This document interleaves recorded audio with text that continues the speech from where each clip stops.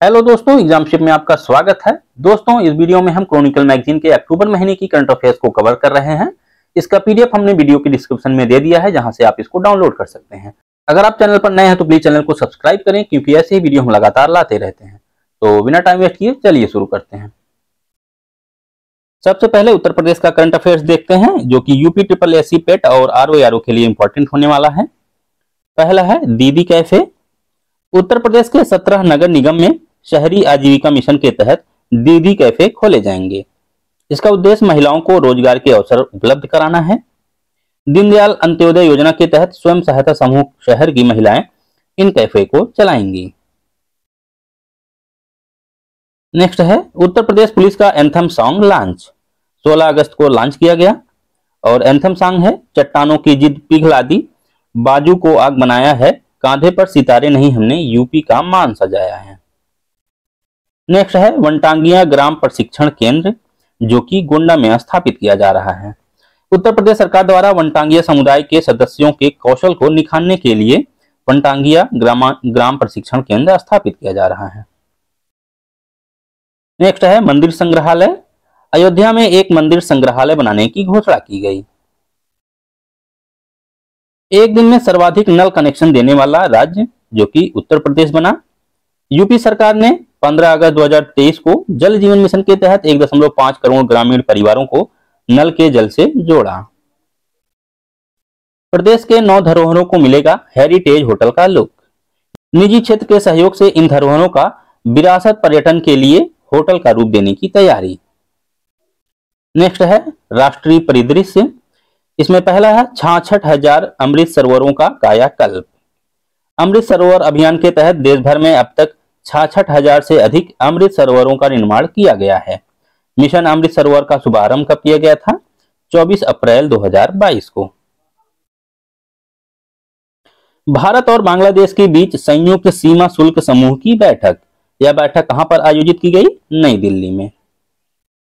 Next है G20 pandemic fund. G20 pandemic fund ने भारत की पशु स्वास्थ्य प्रणाली को मजबूत करने के लिए 25 मिलियन अमेरिकी डॉलर के प्रस्ताव को मंजूरी प्रदान की। G20 पैंडेमिक फंड की स्थापना नवंबर 2022 में इंडोनेशिया की G20 अध्यक्षता के तहत की गई थी। नेक्स्ट है BRO ने शुरू किया विश्व की सबसे ऊंची सड़क का निर्माण। यह सड़क लद्दाख के डेमचोक सेक्टर में बनाई जा रही है। लिक्रू मिगला फुक्चे नामक यह रणनीतिक सड़क 19,400 फीट की ऊंचाई से होकर गुजरेगी। BRO यानी सीमा सड़क संगठन रक्षा मंत्रालय के स्वामित्व में एक सांविधिक निकाय है। इसका गठन 1960 में किया गया था। नेक्स्ट है आपातकालीन सेल प्रसारण तकनीक का परीक्षण। NDMA ने CDART द्वारा विकसित आपातकालीन सेल प्रसारण तकनीक का परीक्षण शुरू किया। इस प्रौद्योगिकी के तहत 19 भारतीय भाषाओं में ग्राहकों तक संदेश पहुंचेगी। CDART centre for development of telematics की स्थापना 1984 में की गई थी। नेक्स्ट है फ्लड वॉच ऐप। बाढ़ प्रभावित क्षेत्रों में वास्तविक समय की जानकारी प्रदान करने हेतु फ्लड वॉच ऐप लॉन्च किया गया। नौसैनिक युद्धपोत विंध्यगिरि का जलावतरण। राष्ट्रपति द्वारा भारतीय नौसेना के नए स्टील्थ फ्रिगेट INS विंध्यगिरि का जलावतरण किया गया।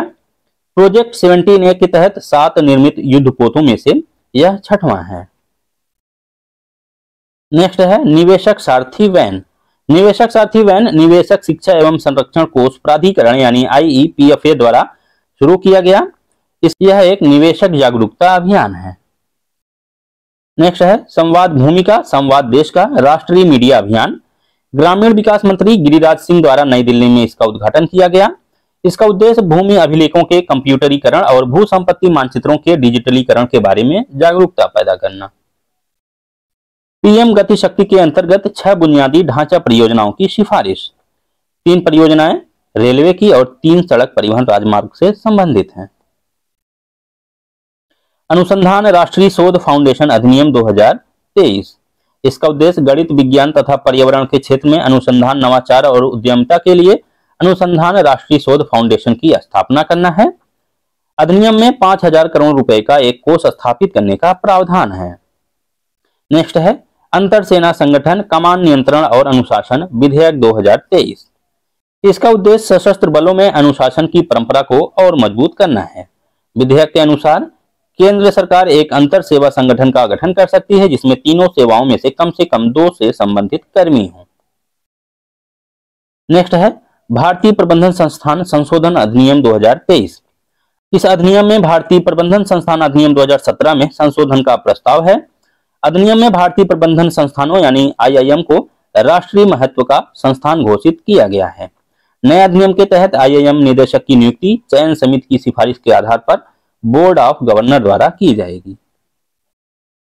अगला है राष्ट्रीय राजधानी क्षेत्र दिल्ली सरकार संशोधन अधिनियम 2023। इस अधिनियम में राष्ट्रीय राजधानी क्षेत्र दिल्ली सरकार अधिनियम 1991 में संशोधन का प्रावधान है। इसमें राष्ट्रीय राजधानी सिविल सेवा प्राधिकरण के गठन का प्रावधान है। इस प्राधिकरण में दिल्ली के मुख्यमंत्री, दिल्ली के मुख्य सचिव और दिल्ली के प्रधान गृह सचिव शामिल होंगे। प्राधिकरण अधिकारियों के स्थानांतरण और नियुक्तियां तथा अनुशासनात्मक कार्रवाइयों के मामले में दिल्ली के उपराज्यपाल को सिफारिशें देगा।